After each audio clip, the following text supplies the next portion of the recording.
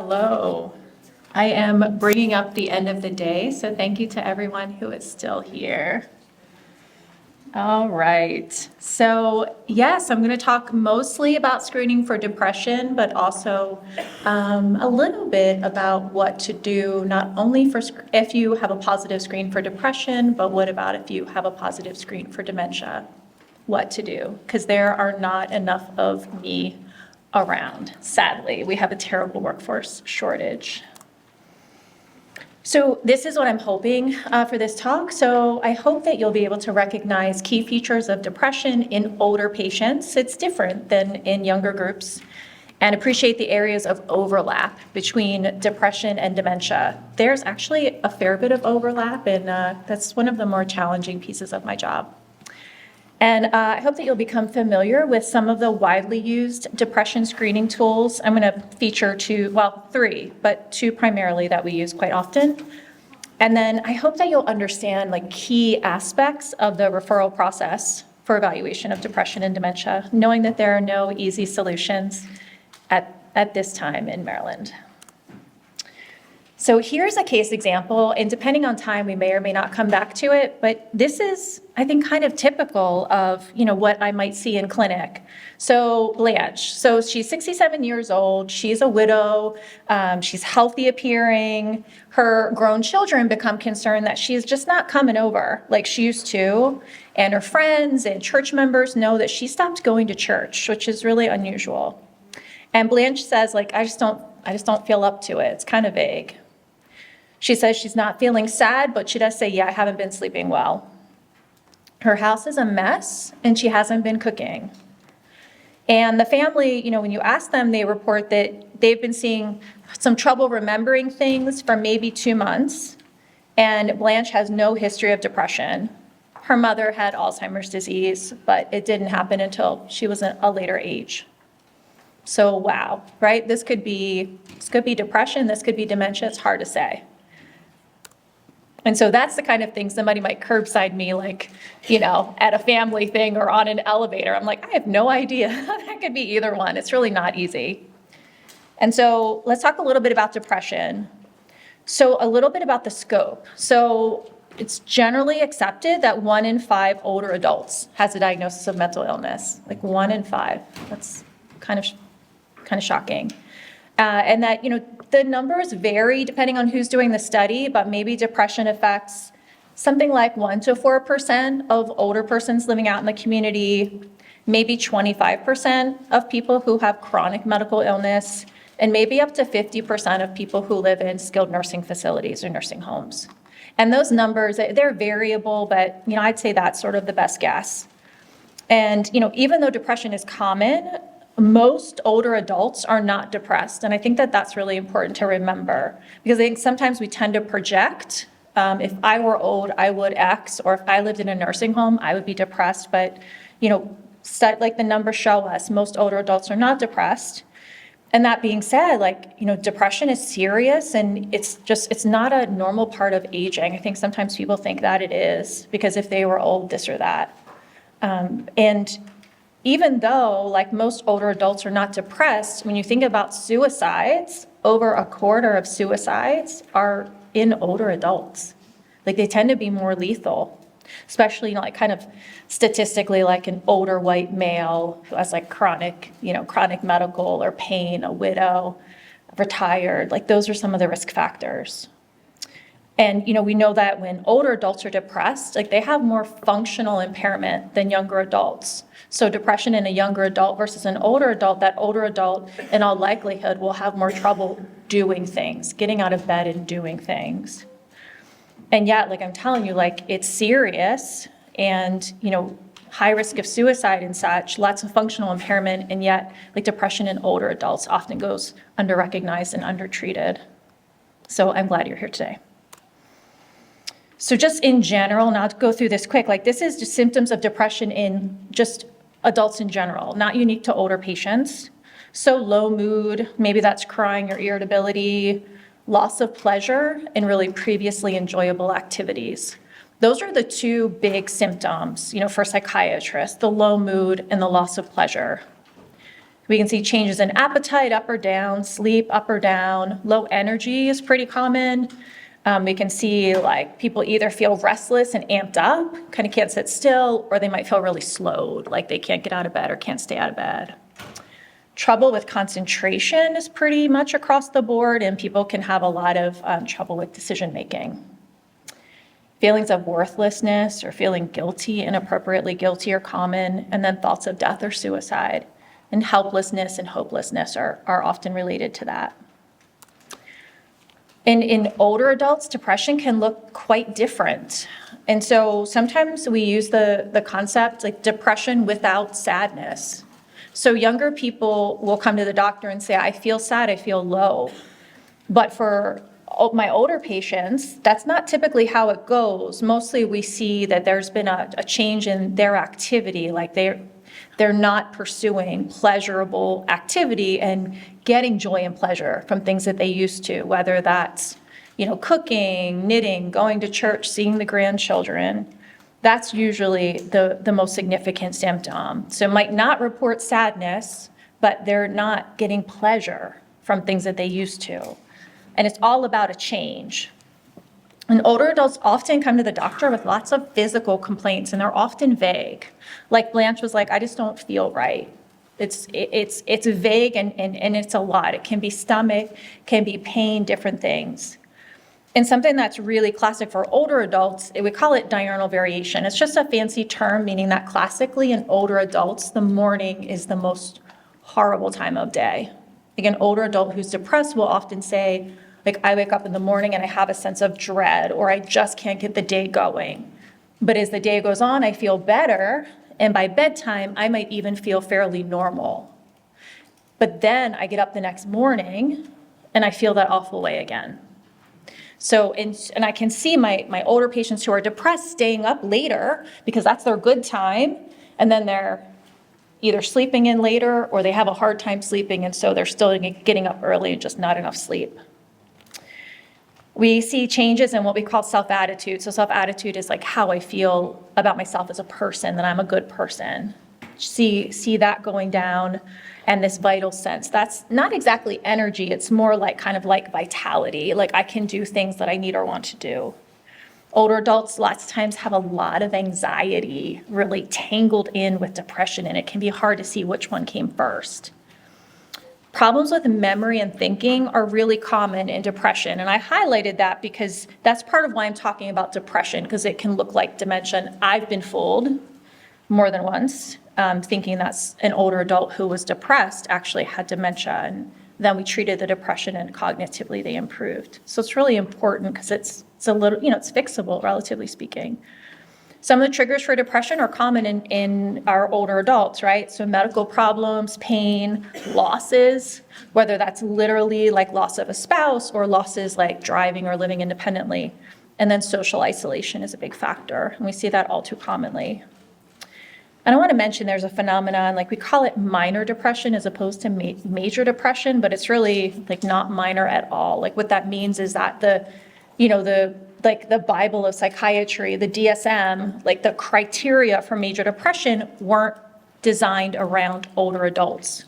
So like older adults don't necessarily fit that checkoff list, that mold.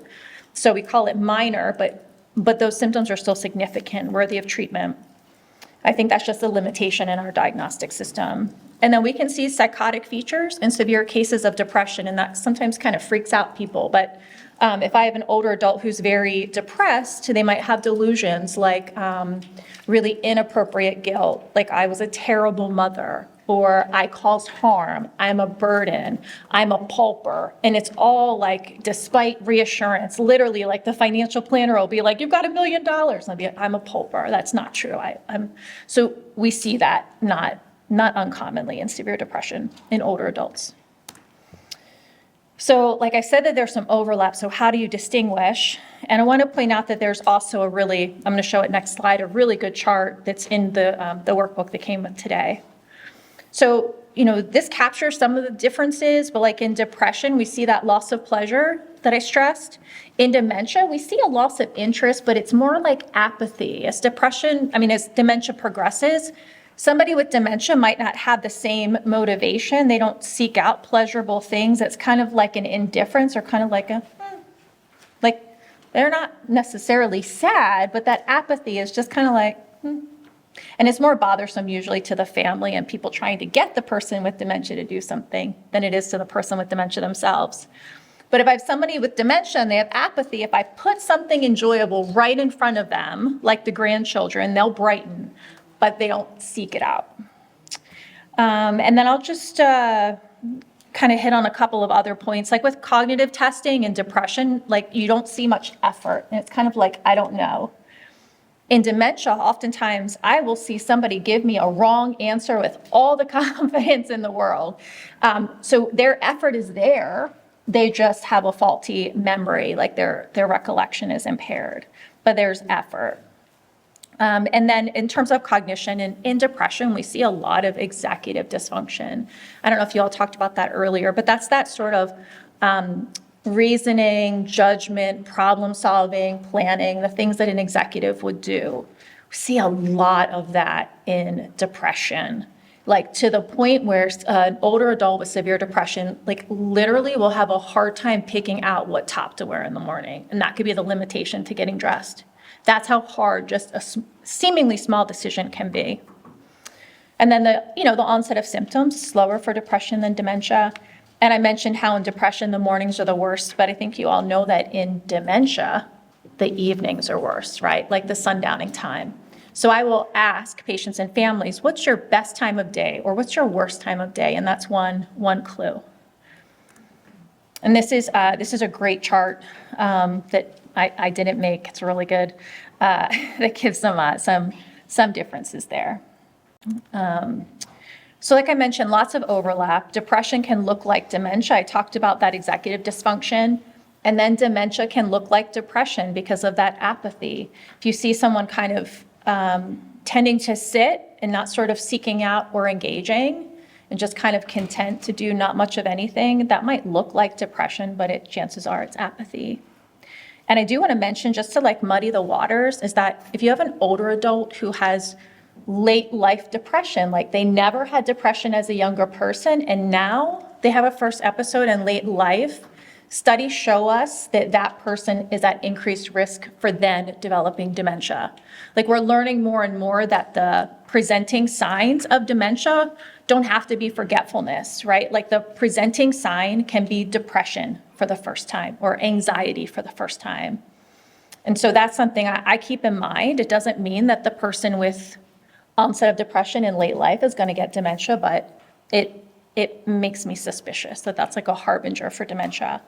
And of course, getting an Alzheimer's diagnosis, like that mild stage, that can trigger a depressive episode, right? Like that's not a diagnosis anybody wants. And that at some point in the dementia continuum, in the Alzheimer's continuum, something like 30% of people with Alzheimer's disease get depression at some point. And what that looks like is when something enjoyable is put in front of someone with dementia, that you don't even see that brightening of affect. So that kind of social contact, usual activities aren't pleasurable. So with that bit of background, so that we're all kind of on the same page, like what are some of the screening tools that we use? And you probably have seen the two major ones that I'm mentioning. So the PHQ-9, probably you all have seen that. So the PHQ-9 Patient Health Questionnaire, there are 9 questions, and I'm going to show it to you in a subsequent slide. And then the PHQ-2 is 2 questions, right? So basically it's taken from those criteria for depression, right? About low mood, loss of interest, sleep, appetite. Patients can fill it out themselves. It's free, it's available in over 30 languages. It just takes a couple of minutes to complete, and then you review the responses. It's used a lot in primary care because it's quick, it's easy, and it's been validated in older adults and people with disabilities and chronic medical conditions. And that PHQ-9 is asking about over the past week. How often have you had this symptom over the past week? One way to go about it is that people use the PHQ-2 about like the low mood and the loss of interest or pleasure. And if those are positive, one or two of those are positive, then they do the longer one. That's one way to go about it. This is what it looks like, but I have a better copy, but that is probably how most people have seen it. So this is a better copy. So, the choices are not at all, several days, more than half, nearly every day over the past 2 weeks. And they give some examples, but that's literally depression criteria. And I put that star for number 9 because that's a significant question, right? Like thoughts that you'd be better off dead or hurting yourself in some way, which in my world, those are 2 totally different things, right? Better off dead versus hurting yourself, but on a continuum, but extremes of a continuum. So I think that if somebody checks something along that line that's not 0, that warrants its own set of questioning. And so here's a sample, right? So it's pretty easy, like the several days column, that's 4, the more than half, that's 4, and then the nearly every day is 3. So that's an 11. So that's a positive screen. And of course, like other screening tools, it's not a diagnosis, it's a screening tool. I use it mostly for information. I can kind of scan that and see, oh, sleep is where it's at, or oh, energy is where it's at. And I look for that suicide part. And you can see how that last line, number 9, has the gray at all endorsing those symptoms. And then there's also a box that's like how significant. So it says if you checked off any problems, how difficult is it for you? And that's part of diagnosing because it's about like functional impairment. So sometimes I have had people check a lot of symptoms, but then they're like, nah, that's not difficult. That's kind of how I live. And then sometimes somebody will just check 1 or 2 of the ones and be like, this is very difficult. I don't entirely know what to make of it, but it's part of a picture. And then that total score, can be interpreted in terms of severity. I'm not totally in love with that, minimal depression, mild depression. One way I like to think of it, this is just looking at a big study, is, like a cutoff of 10 or above is concerning. And I have like a little pea brain. So for me, it's like the PHQ 9 is okay. And then anything above that, 10 and beyond is concerning. But if I had somebody who had a 3 at that suicide line and just a couple of 1s, that would be really concerning. So you really have to take the whole picture. So although I use the PHQ 9 a lot, like some of the limitations I think, and like this is just my opinion, right? I think it overemphasizes physical complaints. So like I see quite a few patients with Parkinson's and they're like, I'm always tired. I always move slowly, whatever the other concentration, something. But like there are areas where every day they score high because of physical symptoms. So it can be a bit difficult to tease out. And I think that total score, like I mentioned, it doesn't really give you all that much information. So it really depends on what the symptoms are. And I guess I get more concerned if somebody is endorsing the low mood at a 3 nearly every day and loss of interest 3 nearly every day than say like moving slowly or low energy, because I feel like those could be due to medical. And I'm here to say that somebody's responses to these questions really depend on the day. It's supposed to be 2 weeks, but we are all human. I cannot remember what I ate for lunch yesterday, right? Like, I think most of us aren't really good at remembering what happened yesterday or last week. And we know that being depressed currently really clouds how we look back. People who are depressed today feel like they've always felt poorly or for a very long time. And it's hard to imagine anything will get better. So I'm just not sure. Even though this has been like validated and tested, I'm just not so sure. And I've had patients come into the office in my previous practice, and I look at the score they fill out in the waiting room, like, oh my gosh. And they're like, yeah, I had a really bad time coming in, such and such, the dog, the kids. Well, this is supposed to be about 2 weeks, not today, but I think we're all in today. And then also, people can over-report or under-report, for all kinds of reasons. I used to see a gentleman who was chronically very depressed, and he would just generally have 1s every now and again or a 2. So it didn't really reflect what I was seeing or what I was hearing him say. So to take it with a grain of salt, but that's why it's a screening test. And then the other that we use is a geriatric depression scale. I don't know if anyone has seen this one. There's a long form, which is 30 items. That's just way too painful. I don't even consider it. But the short form is 15 items. And it's a self-report, and I'll show you an example specifically for older adults. It's called geriatric depression. It does take a little bit longer, maybe 10 to 15 minutes or 5 to 10 minutes. And you are asking about the past week. That's good. Like, that's better than 2 weeks. And there's a yes-no format. So the yes-no is easier if somebody's having trouble thinking or making decisions. Because that scale of the 0, 1, 2, 3, it just can be hard to process the whole way down what those numbers mean. So it's just yes-no. And it's used to just identify various depressive symptoms, and it's in the public domain. It's available. So this is what it looks like. And unfortunately, on this copy, I'll show you on the scoring about the yes, no, which ones are valid. But here are some of the questions. Here's an example one that I filled out. So, are you basically satisfied with your life? Have you dropped many of your activities and interests? So on and so forth. Some of the questions like, do you feel that your life is empty? Like, ooh, ouch. I don't know. Ouch. I don't love this. I wish that there was some hybrid. This is like my editorial. I wish that there was some hybrid between the very physical one and the very emotional one. And it is a bit repetitive, right? So like, do you often get bored? Are you in good spirits most of the time? And then it also says, do you feel happy most of the time? And I'm not really sure what the difference is between the two. Maybe they're just trying to make sure that the person is consistent. Do you feel worthless the way you are now? I don't love putting those ideas into somebody's head per se. So this is how you score. So I don't know if you can tell here, but like the first question, are you basically satisfied with your life? If somebody circles no, that's a positive response, right?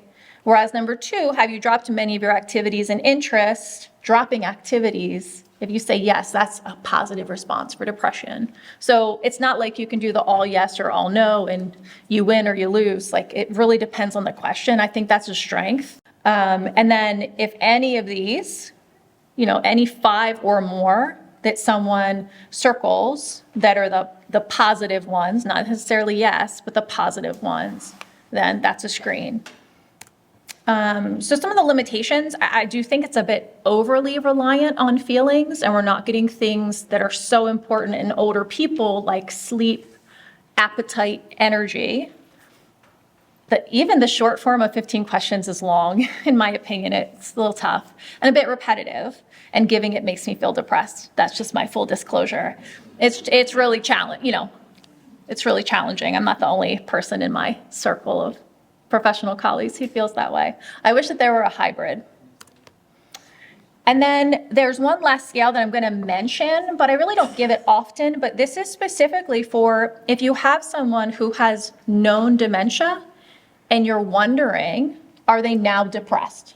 Because, something like 30% of people with dementia at some point will have depression. So you're looking, and it's hard to know. So this scale, it's 19 items, and so the clinician gives it, and either it can be done by the person with dementia, or it can be done by somebody around them or who knows them well. So this could be a family member, this could be in a facility, this could be one of the caregivers who knows a patient.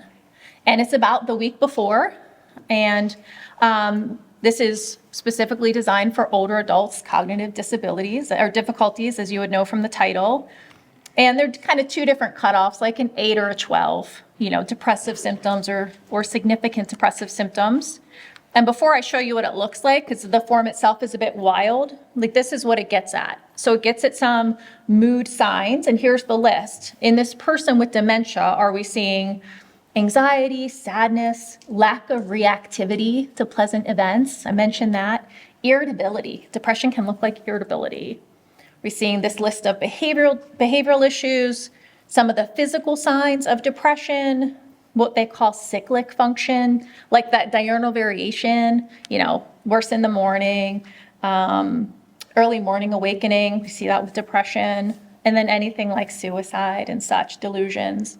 So it is a nice, well-rounded picture, but it's that's what it looks like, right? So either you couldn't evaluate, that's the A, the absent, or you give a or actually A is unable to evaluate, but then it's none, mild, or severe, and you score it. So it looks pretty complicated, but we just went over the different domains. So next step, so let's say you get some positive score and you're concerned about someone that this is depression or dementia for that matter. Like, what do you do now? And so first off, the conversation with the PCP is the most important, just no question. I realize some people don't have a PCP, but hopefully people have a PCP.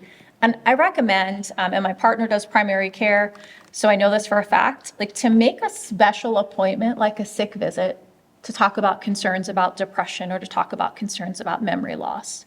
Because the worst thing is, like primary care is having an appointment and they're doing the whole blood pressure, blah, blah, blah. And then on the way out, we call it the doorknob, on the way out, oh yeah, she's been really forgetful. And then like literally the appointment is over. So to have a heads up with concerns, a special visit, because it's important, it really warrants its own appointment. And then primary care, they can do the basic workup, kind of basic labs, thinking like common things occur commonly. So they can look for things like thyroid function and vitamin B12 and such. Primary care can look at the medication list and look for medications that we know contribute to cognitive impairment as a side effect, or that can have depression as a side effect. Or maybe there's some mixing of medications or a medication that's really sedating. Then that can look and feel like depression or even dementia. And then primary care can do some basic testing, either the mini-cog, I think you all did that this morning, or maybe even something like a mini-mental, depending on time. But, primary care, they're just really pressed for time. And they can treat uncomplicated depression, primary care. They really do the bulk of depression treatment. Not everybody needs to see a psychiatrist, fortunately, because there just aren't enough of us out there. And, if it is depression, then oftentimes people are managed medication-wise with primary care, but then they get a therapist somewhere else, out in the community, or, courtesy of COVID. Not much good came out of COVID, but perhaps telehealth did. You can find a therapist online if that works for the person with depression. And so I do want to talk about the role of healthcare providers, because I think there's a bit of confusion, because we're all, it's a little bit vague what we all do. So like I mentioned, most depression is treated by primary care, and then they'll often refer to a specialist like me. If there's no improvement, they might try a medication or two, right? Like a little bit of Lexapro or a little bit of something. And if they're not getting anywhere, then they make the referral. And I'm grateful that they do, because like I said, there aren't enough of us. So that's for depression. But I would say for dementia care, most primary care doctors are just not comfortable managing dementia, understandably. Like it is a subspecialty thing. But kind of slightly related are geriatricians. And I feel like sometimes geriatricians are kind of forgotten about, and they're amazing, right? So, for a geriatrician, their patients tend to be 75 and older, but it's not a hard cutoff. And most of their patients are pretty frail and have various impairments, including cognitive. They often have a lot of medical conditions. And a good reason to see a geriatrician is if the care partner is feeling stressed or strained. Geriatricians are really skilled at diagnosing and managing dementia, very skilled. I think people think, oh, you have to see a neurologist, you have to see a geriatric psychiatrist, not even. And my friends who are geriatricians, if there's something that they can't manage or they're not comfortable with, they'll ask me for guidance or send a patient to me. But they are so skilled. And a geriatrician often has more like 30 or 45 minutes to do the medical plus. So they have more time than primary care, but they can do primary care and then some. And geriatricians are all about like less medication, less procedures. Like, I just can't say enough good things. I probably should have been a geriatrician, perhaps, I'm not sure. That's really why I went to medical school, but then I changed paths. No regrets, but I'd be a good geriatrician. And they are definitely comfortable treating uncomplicated depression in older adults. And then, like I said, they'll refer if they need. And so I go to the AGS website, and they have, just lots of good resources, healthandaging.org. geriatrics. So a little bit about the other providers. So thinking about making an appointment and next steps.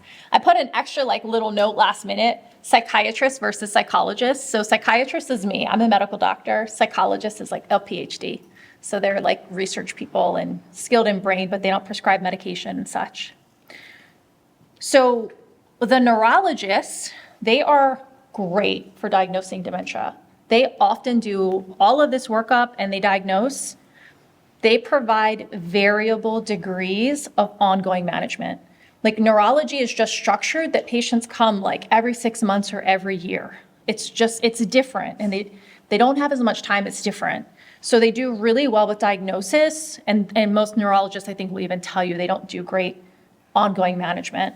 And so, what I might hear is like, we saw a neurologist and he or she said, yeah, this is Alzheimer's, take this pill, which is Aricept, right? Take this pill and come back and see me in 6 months. And then they're like, what was that? Like, that's not an uncommon situation. The neurologist, if they're managing someone's dementia, they might also treat depression in that context, maybe, but they're neurologists, right? Like they do strokes and different things, like it's different than my training. And then a general psychiatrist, like they're qualified to treat depression all ages. Just because somebody is older, you don't have to see a geriatric psychiatrist. I mean, great if you can, but there aren't many of us. So most psychiatrists treat through the lifespan and like they can phone a friend, right? If this person has a geriatric issue that they can't, really aren't comfortable treating.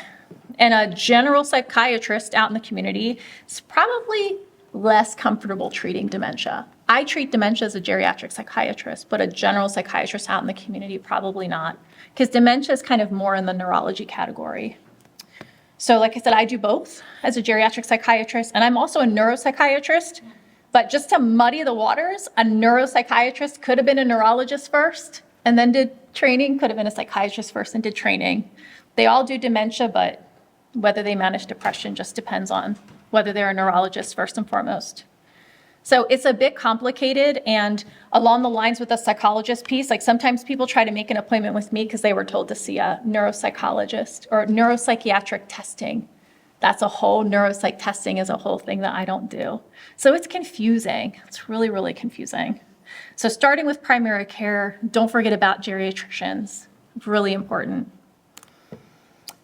Long wait times. I pulled this off of Medscape. I actually think it's longer than what they say, but at the APA last year at the big meeting, like for general psychiatrists, they showed wait times of like 2 months, over 2 months for an in-person appointment, a month for telepsych. I think it's longer. And for a neurologist, it's, maybe 30 days, they say. I also think it's longer. And around these parts, I think it can take closer to 3 months to see a neurologist as a new patient, sadly. So really long wait times. So let's talk about the waiting list. So put your name on the waiting list. Oh my goodness. Like sometimes people call for an appointment and they hear 3 months, like, oh, that's too long, never mind, click.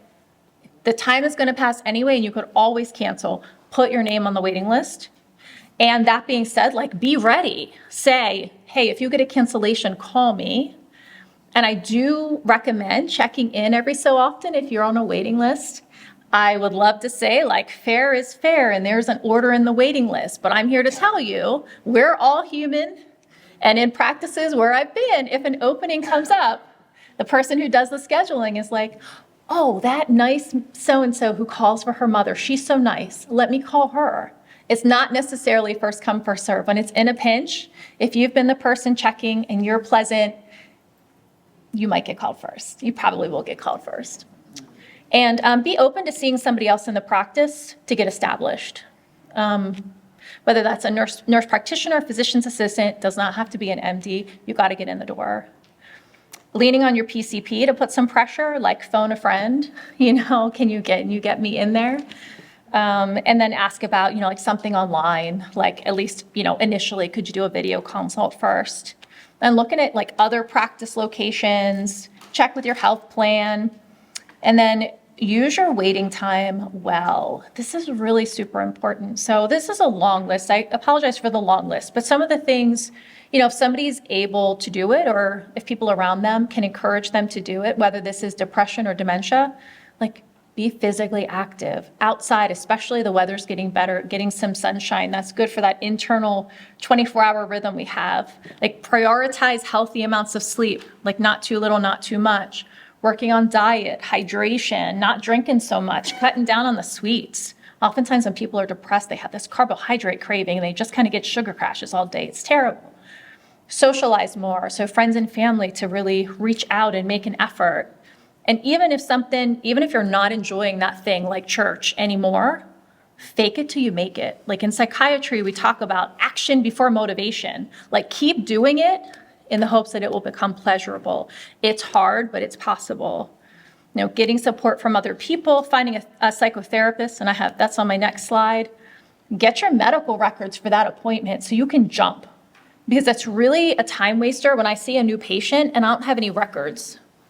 Then like I request the records and then we wait a couple of weeks. It's just, it's a time waster.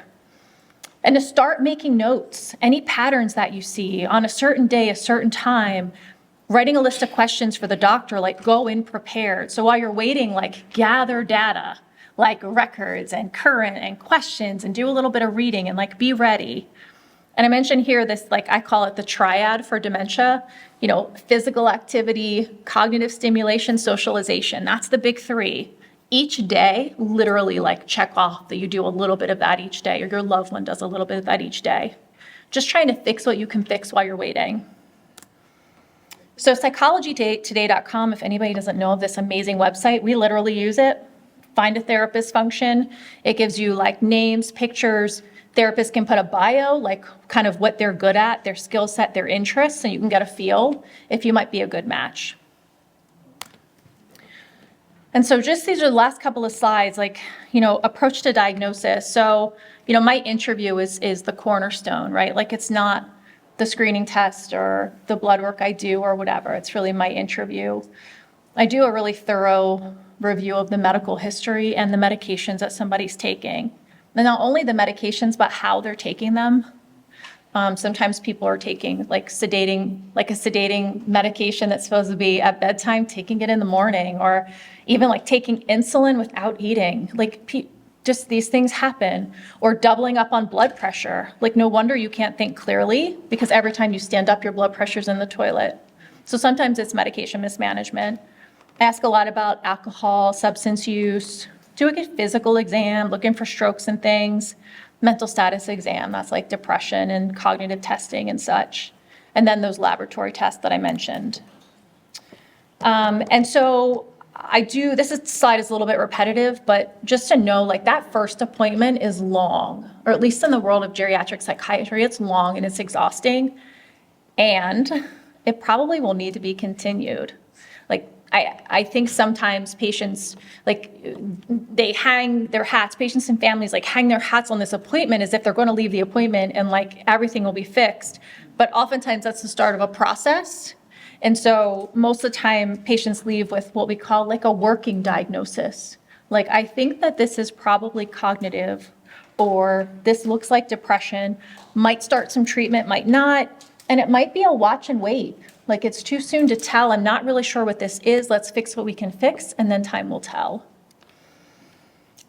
And so, and up in the top part here, you know, it talks about like, you know, maybe ordering some brain imaging or different things. I love to have the records because if you've just had that done, I'm not going to waste your time and discomfort and Medicare money to redo them. That's one of my personal pet peeves. I can't stand it. If you just had this done, it is valid. I'm not going to reorder it. And so this is from the book. This is a great, like nice detailed from the booklet for today, what to expect. And on the geriatric psychiatry, the AAGP website, I'm an AAGP member. There's a good section about depression, not a natural part of aging. And that's it. Thank you. I'm open for questions. Thank you.